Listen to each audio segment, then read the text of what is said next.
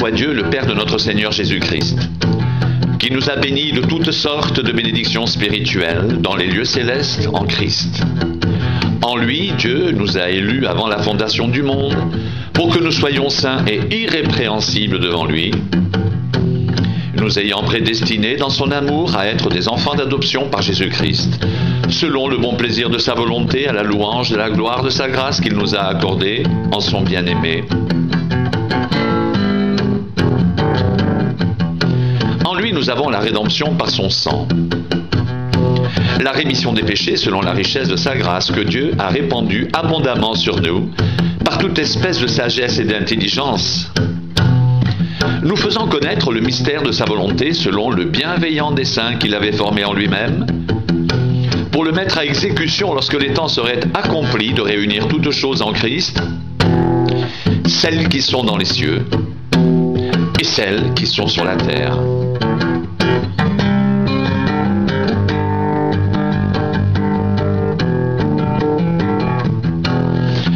En lui, nous sommes aussi devenus héritiers, ayant été prédestinés suivant la résolution de celui qui opère toutes choses d'après le conseil de sa volonté, afin que nous servions à la louange de sa gloire, nous qui d'avance avons espéré en Christ.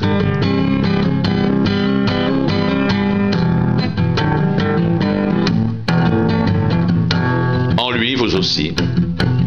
Après avoir entendu la parole de la vérité, l'évangile de votre salut, en lui, vous avez cru. Et vous avez été scellés du Saint-Esprit qui avait été promis, lequel est un gage de notre héritage pour la rédemption de ceux que Dieu s'est acquis à la louange de sa gloire.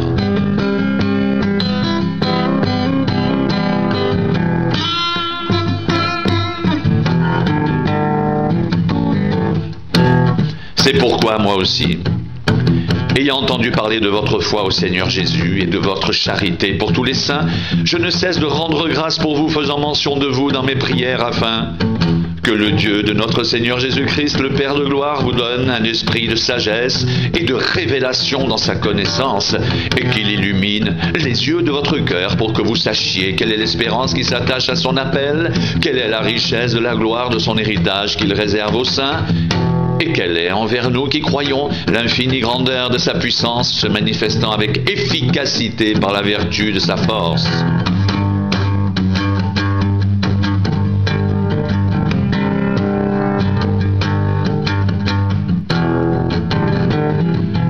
Il l'a déployé en Christ,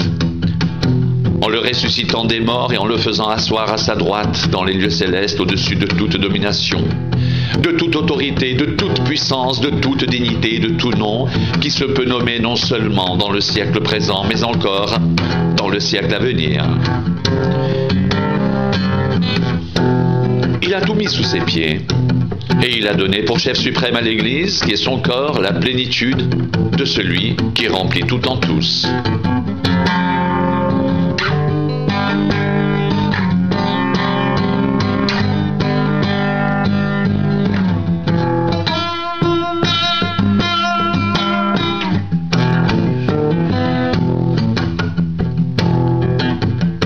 Vous étiez morts par vos offenses et par vos péchés dans lesquels vous marchiez autrefois selon le train de ce monde, selon le prince de la puissance de l'air, de l'esprit qui agit maintenant dans les fils de la rébellion. Nous tous aussi, nous étions de leur nombre, et nous vivions autrefois selon les convoitises de notre chair, accomplissant les volontés de la chair et de nos pensées, et nous étions par nature des enfants de colère comme les autres.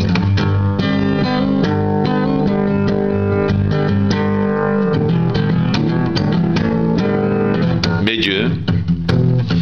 qui est riche en miséricorde à cause du grand amour dont il nous a aimés, nous qui étions morts par nos offenses, nous a rendu la vie avec Christ. C'est par grâce que vous êtes sauvés.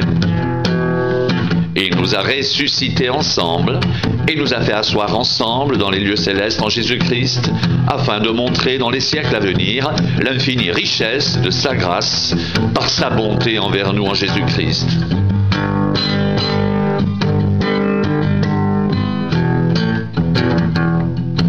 C'est par grâce que vous êtes sauvés, par le moyen de la foi. Et cela ne vient pas de vous, c'est le don de Dieu. Ce n'est point par les œuvres afin que personne ne se glorifie, car nous sommes son ouvrage, ayant été créés en Jésus-Christ pour de bonnes œuvres, que Dieu a préparées d'avance afin que nous les pratiquions.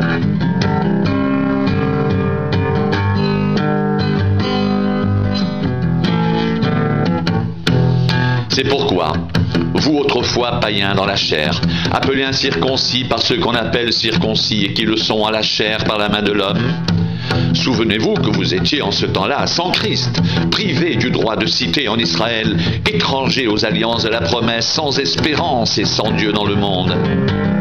Mais maintenant, Jésus-Christ, vous qui étiez jadis éloignés, vous avez été rapprochés par le sang de Christ, car il est notre paix. Lui qui des deux n'en a fait qu'un, et qui a renversé le mur de la séparation, l'inimitié, ayant anéanti par sa chair la loi des ordonnances dans ses prescriptions, afin de créer en lui-même, avec les deux, un seul homme nouveau, en établissant la paix, et de les réconcilier l'un et l'autre en un seul corps avec Dieu par la croix, en détruisant par elle l'inimitié.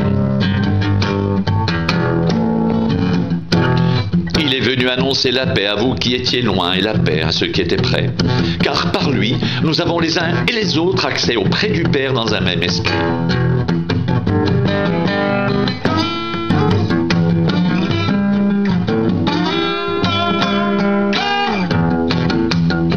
Ainsi donc, vous n'êtes plus des étrangers ni des gens du dehors, mais vous êtes concitoyens des saints, gens de la maison de Dieu. Vous avez été édifiés sur le fondement des apôtres et des prophètes, Jésus-Christ lui-même étant la pierre angulaire.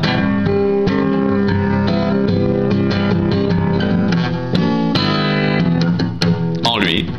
tout l'édifice bien coordonné s'élève pour être un temple saint dans le Seigneur. En lui, vous êtes aussi édifiés pour être une habitation de Dieu en esprit.